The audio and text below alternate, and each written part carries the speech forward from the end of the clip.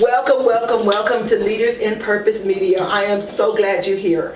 I'm your host, Miss CC Alexander, and I want to thank you for being here. Before we go on, I want to thank Mike Wallace and Chris Craddock, as well as the rest of the team down there at KPAO. Thank you so much and Cox Cable for us having KPAO Community Television.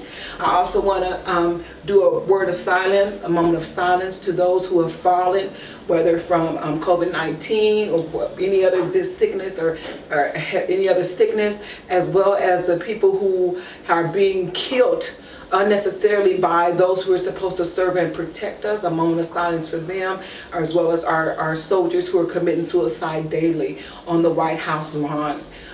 This is the United States of America. I love it. Our people paid for our freedoms with blood, sweat, tears, death, murder, kill, torture, and pain. And so I love America, but also I know America can do better for its people. So this is Leaders in Purpose, and we're talking to leaders in purpose. Welcome, and a moment of silence for those who've passed.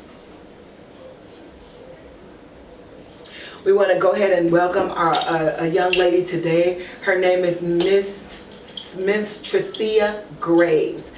Miss Trecia Graves is a insurance business associate, and she's going to be talking to you first about insurance, why it's important to have insurance, and then she's going to talk to you about being an entrepreneur.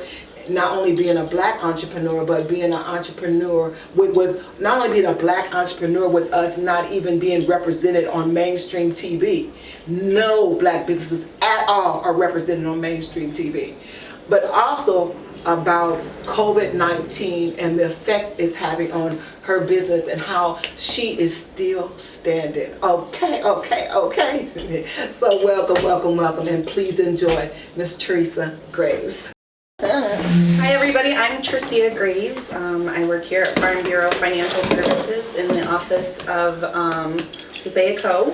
And currently we are just trying to keep our hustle strong and make sure that we're paying attention to our current client needs and then the people that are also not our client and potentially could be our client. So I have been with this company for almost 2 years now. And I have learned our product and why it is so important to continue to use it. Insurance is a need, as a have-to-have product, so it's not an optional thing to carry. So it's very important that you do carry that, obviously, so you don't get pulled over and get in trouble. But then also on the life side of it too, if I may educate everybody, I feel like that is something that that our African American culture does lack in, is keeping up with life insurance. And so I can't express enough why it's important. Is you don't want to be that person asking for how are we going to afford to pay for our family members funeral, and it's not a conversation that you want to have, but in a time like this is unfortunately the conversations that you're gonna have. So that is why it's so important. Since coronavirus has started, it's done something different to me. I don't know about you guys, but I've went through a huge shift change, in not just in the office, but I think in myself personally. I started networking a different way. We used to network where we would run into people and we would say, hey, nice to meet you. I literally have a stack of business cards, and I've been calling these people, not just because I need sales, but also to let them know that I'm in the same situation as them. We're all in the same industry. We're all in business. And we're trying to continue our business without feeling this impact that it has had on us. And so I thought, instead of waiting to run into these people, why don't I reach out to the people that I really wanted to meet in person? And if they're willing to meet with me, then this is more on a personal level. And not only am I meeting people, but I'm also building a relationship with them. And I think that's something that we lack with having all this social media. And you meet these people on the internet, but do you really meet them in person? And if so, are you waiting until an event happens and you happen to just run into them? So it really impacted me. I noticed nobody wanted to meet with me, and it made me really sad, because that meant no interaction. And when you're in sales, that is huge. You have to have interaction with people. And then on top of that, I noticed I started driving down here in Omaha, that's 24th and Lake Street. And I started driving down there and I seen no kids outside playing for school. I went to Omaha 100 and the doors were locked, and it made me sad because all this time I've been wanting to visit them. I thought this is the moment, now I can go and visit people because they're not busy, but businesses are closed. And now because businesses are closed, now everybody assumes that our business is closed. And it took people driving by our office, and then the phone started ringing like, the lights are on. We're here. We're here. We haven't missed a day. We've been here Monday through Friday from 9 o'clock in the morning till sometimes even 8 o'clock at night, handling our clients, calling people, checking on them, making sure that they know that we are here. So if I could suggest to not just sales, but to everybody, is keep the hustle. We are in a pandemic, and that is scary, but keep the hustle. All right, this is Miss Lady CC with Leaders in Purpose Media, your host, and we're continuing our conversation with Miss Trecia Graves. Thank you, Cece. So back to what I was saying about keeping your hustle, keep it strong. Something that I have learned since I've joined this team here is that when you're working when nobody else is, it's the best opportunity. So I think that goes a long way of saying, be cautious, don't be silly with it, but keep on working so that you can continue life as you should. Another thing that I want to bring up is Cece had asked for me to mention, what is it like being Black and trying to navigate through entrepreneurship and businesses. And personally, I have learned a lot. I work for an all-Black business. I think it's great. I have never worked for an all-Black business. Matter of fact, I'm typically the only Black woman in the business. So to be in an environment where people are educating me and teaching me, and even this afternoon meeting Cece and even learning more, it's like now I'm starting to realize that I do see myself try to outdo the people. I don't want to use the word outdo. I try to keep up with myself and my appearance because I know that I'm instantly as a Black woman and I'm being judged. And so even on the way that I carry my hair and the way that I dress, I know that in order to possibly speak to somebody, I'm going to have to look a certain way, look the part, I guess. And I have gotten to the point where I don't even care about looking the part. You're going to either enjoy talking to me, or maybe I may make you uncomfortable with my poofy hair one day. But the point is that my personality hopefully will overcarry all of that, and I can build that relationship regardless if I'm Black or purple or whatever color that may be. It's about the person, the human that is talking to you and how they're interacting with you. So I think that that's super important, and I think that if we all carry that mindset, not saying to not pay attention to color, but carry that mindset of how is this other Black business doing, and go and speak to them and talk to them and find out how you can be a benefit to them or help them, do it. Because Black businesses at this point, we need it. We need the support, which is why all the women I've reached out to, not that I don't love everybody, but I have reached out to all Black women, and I want to know, what are you doing? How is your hustle? And I want to share my energy with them because I know that this is tough. This is hard. So I think with that, I think I don't need to mention anything else. How long do I have? I'm sorry. You have about 10 more minutes. Oh. Oh, look at me trying to go all fast. That's okay. Well, just talk. Do you have any questions for me? Okay. Talk about why you decided to become an entrepreneur. Got it. So I originally had this huge thought in my head. I was like, and it's not a thought, I still have this dream. I originally wanted to do real estate a lot. And so I did all the credentials for it. I did all the classes, and then I met Lupe, and the plan was I was going to be his assistant here in this insurance office, and I still am, and I learned the servicing, and the next thing I know, I'm licensed, and I'm hustling, and they told me in the beginning, like, things are going to change for you. And I'm like, no, I did my 9 to 5 and I went home to my family. And then, I don't know, something in me shifted. I watched Lupe hustle. I watched Jack hustle. I watched other business people outside of insurance hustle. And so it made me want it. And then I started seeing results with them and it made me want it even more. Then I started hanging out with people and it's like a buildup. And so I think now it pushes me to be stronger, because, like, in my hustle, because I want it so bad. If you don't want something, you're not going to work hard for it. You're just going to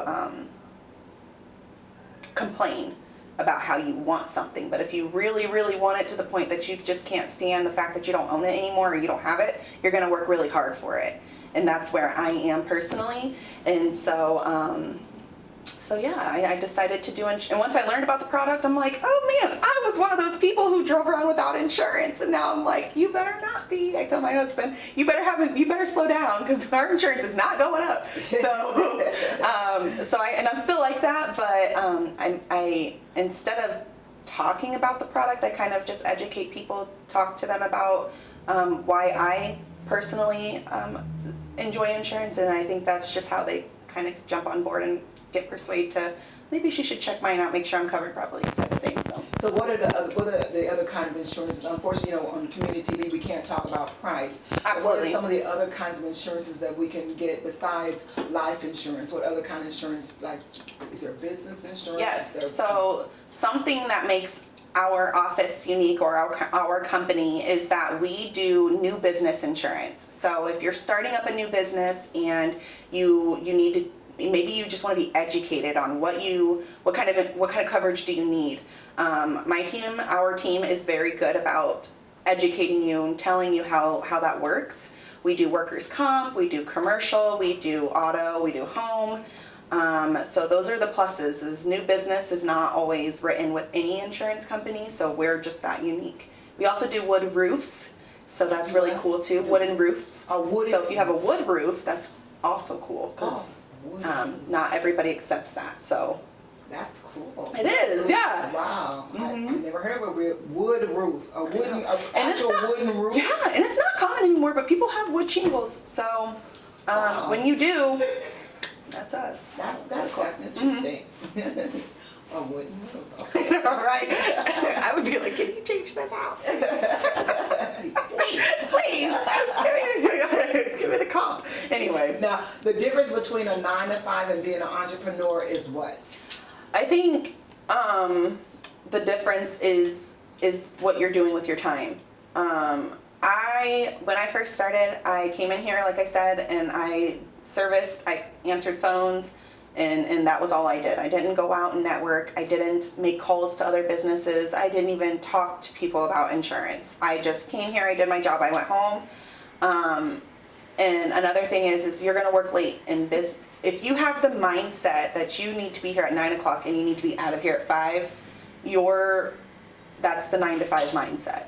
If you have the mindset, okay, I know I need to be here at 9 because that's when my day starts, and I may work until 8, that means you're putting in that time that you may have to work later. You may have to meet up with people at a certain time, that usually at 5 o'clock you're done for your day. And not when you're an entrepreneur. You are not done until you're done with your schedule, which is typically whatever you put on there. So I think the difference is getting out of that mindset that once 5 o'clock hits, I'm out the door, and staying in that mindset that once I'm done for the day, that's when I go home and that's when I end. So the difference with an entrepreneur, it sounds like your time, even though it's your own, your time is your own. Mm-hmm. And you have to have some kind of self-discipline. Right. Because you got to make sure you stay there and do it until the job's done. And you got to have goals. You do. You do have to have goals. Talk about you setting your goals. Sure. So I think for one, Lupe is pretty much my mentor. I'm just going to make sure that's mentioned. So he teaches me like about routine, and I can't stand routine. For one, I think that when you do a routine, people pick up on your habits.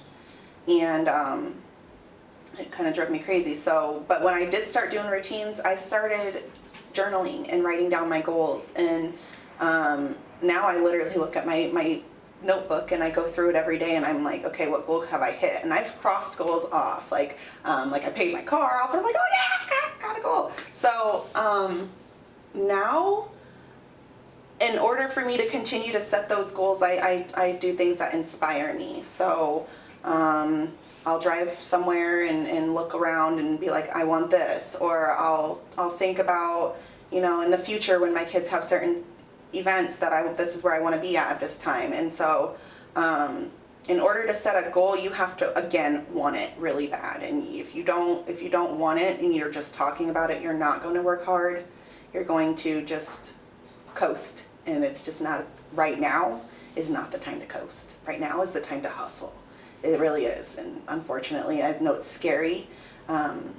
Be cautious, but if you wanna meet those goals, you're gonna have to set them and write them out. Don't think that it's unrealistic, because I used to tell myself, like, I think I dream too big, and my husband's like, no, you definitely don't dream too big. You dream just right. I dream too little, he used to say to me. So it's yeah, that's enjoyable. Fantastic. So, and I noticed you said that when you have your goals, you keep yourself inspired. That means you are not scared to get out there and do something that you want to do and to reward yourself after you've done it. So, can anybody with low self-esteem do that? Will they'll feel guilty about it? Why don't you feel guilty about that? I think, for one, yes, they can. I think you have to find your why, and that is something, again, that I have learned is, why am I doing this? Am I doing this because I have to, or am I doing this because there's a purpose? My personal purpose is my family. I want my kids to have what I never did.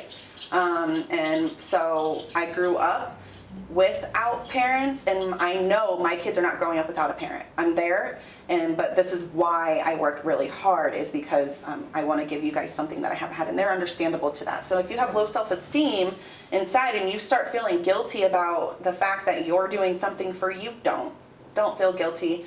I have 2 children and a husband, and I work a lot.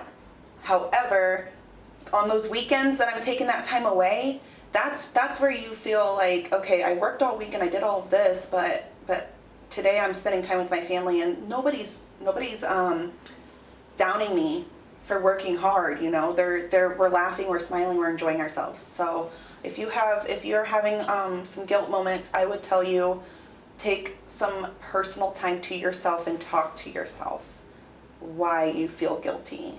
And if it's not because you're doing something, or if it's because you're doing something wrong, that's different. But don't feel guilty for self-time. That's needed. Great.